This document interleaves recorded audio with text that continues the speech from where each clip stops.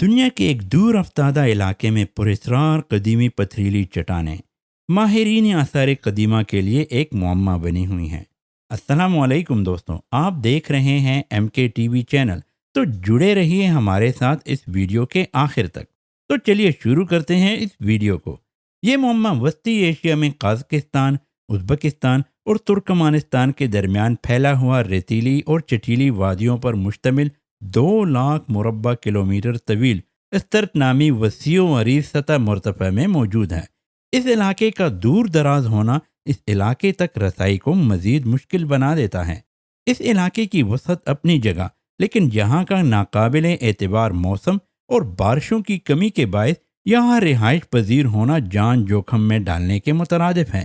ایک جانب -40 ڈگری کی سردی اور دوسری طرف 40 ڈگری سینٹی گریڈ تک کی گرمی کو برداشت کرنا ہر کسی کے بس کی بات نہیں۔ اسی لیے اس وسیع و عریض چٹیل میدان میں چند نیم خانہ بدوش قبائل ہی آباد ہیں، لیکن جب دیکھنے والوں کی نظر یہاں پر موجود ان ہزاروں پراسرار پتھریلی چوٹیوں پر جاتی ہے جو جگہ جگہ کسی قدیم قلعے کی فصیل کی مانند سر اٹھائے کھڑی ہیں، تو ایک بار یہ سوچنے پر مجبور کرتی ہیں کہ کسی گزرے زمانے میں یہاں پر تمام تر نامساعد حالات کے باوجود کوئی قوم مقیم تھی جو انہیں ایک ایسی پہیلی کی شکل میں چھوڑ گئی جسے سلجھانا ماہرین آثار قدیمہ کے لیے بھی آسان نہیں۔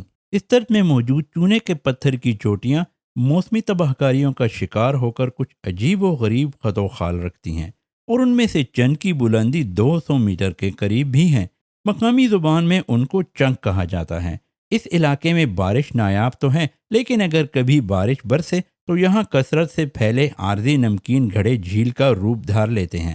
اس علاقے کے بارے میں کہا جاتا ہے کہ 21 ملین سال قبل یہ ایک ایسے سمندر کا حصہ تھا جس کا نام ٹیٹس بتایا جاتا ہے، اور خیال ہے کہ اسی سمندر نے وقت کے ساتھ بحر اسود، ارال سمندر اور بحیرہ قزوین کو جنم دیا۔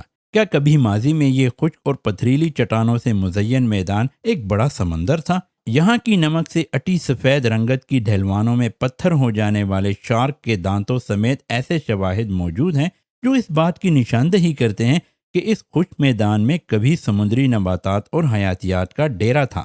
اس علاقے کے کونوں پر مٹی کے پتھروں کا ایک ایسا سلسلہ موجود ہے جنہیں صحرائی پتنگ کہا جاتا ہے۔ یہ نام ان برطانوی اور فرانسیسی پائلٹوں کو دیا ہوا ہے جنہوں نے سن 1920 میں پہلی بار ہوا میں اڑتے ہوئے اس علاقے میں ان پتھروں کو دیکھا جو لمبی تیر نما شکلوں میں 2 سے 3 لائنوں میں مرتب ہو کر ایک بند گول گڑھے میں ختم ہو جاتی ہیں۔ گزشتہ 35 سال سے یہ صحرائی پتنگ نما پتھر ماہرین آثار قدیمہ کی توجہ کا مرکز بنے ہوئے ہیں۔ ایک فرانسیسی ریسرچ پروجیکٹ عالمی پتنگ کے مطابق یہ نمونے صرف استرت میں ہی نہیں پائے جاتے، بلکہ ایسے ہی پراسرار پتھریلے سلسلے سعودی عرب، یمن اور آرمینیا میں بھی موجود ہیں۔ اس ریسرچ کے مطابق دنیا بھر میں ایسے تقریباً 5800 سلسلے گنے جا چکے ہیں۔ چند ماہرین کا ماننا ہے کہ یہ سلسلے پراسرار نہیں، لیکن یہ کس نے اور کیوں بنائے؟ اس سوال پر ایک سے زیادہ آراء موجود ہیں۔ کچھ ماہرین کے مطابق یہ قدیم زمانے کے باسیوں کی رہائش گاہیں تھیں، جبکہ کچھ کا خیال ہے کہ ان کو جانوروں کے لیے بنایا گیا تھا۔ ایک رائے یہ بھی ہے کہ شاید یہ عبادت گاہیں تھیں۔ اس طرف میں پائے جانے والے ان سلسلوں کو روسی ماہر آثار قدیمہ سرگیو ٹولسٹیو نے سن 1952 میں دریافت کیا تھا، جو ماہر نسلیات بھی تھے۔ ریڈیو کاربن طریقے سے یہ اندازہ لگایا گیا کہ یہ کم از کم 2000 سال پرانے ہیں، اور ماہرین کا ماننا ہے کہ ان میں سے چند کو 20ویں صدی تک بطور شکارگاہ استعمال کیا جاتا رہا۔ جس نظریے کو فی زمانہ سب سے زیادہ وزن دیا جاتا ہے وہ یہ ہے کہ یہ سلسلے وسطی ایشیا میں پائے جانے والے اس نایاب ہرن کی شکار گاہیں تھیں جو موسمی ہجرت کے دوران اس علاقے میں کثرت سے گزرتے تھے۔ تحقیق کاروں کے مطابق یہاں رہائش پذیر خانہ بدوشوں کے آباء و اجداد ہرنوں کو مخصوص شکل کے پتھریلے سلسلوں کی طرف ہانک کر انہیں آرام سے قید کر لیتے تھے، اور پھر ضرورت کے تحت جب چاہا انہیں خوراک کے لیے استعمال کرتے تھے۔ گزشتہ کئی صدیوں سے یہاں یکے بعد دیگرے کئی تہذیبیں آباد ہوئیں۔ اسکاٹ لینڈ کی ماہر آثار قدیمہ پروفیسر ایلیسن بیٹس کے مطابق یہ پورا خطہ 20ویں صدی تک موسم سرما میں شکار کے لیے مشہور تھا۔ آمو دریا کا ڈیلٹا یہاں بسنے والے قبائل اور تہذیبوں کے کام آتا رہا۔ پیتل کے دور کے شکاری 5ویں اور 7ویں صدی میں پہلی ایرانی سلطنت میں ضم ہو گئے، جس کے بعد قرون وسطیٰ میں یہاں منگولوں کا راج رہا۔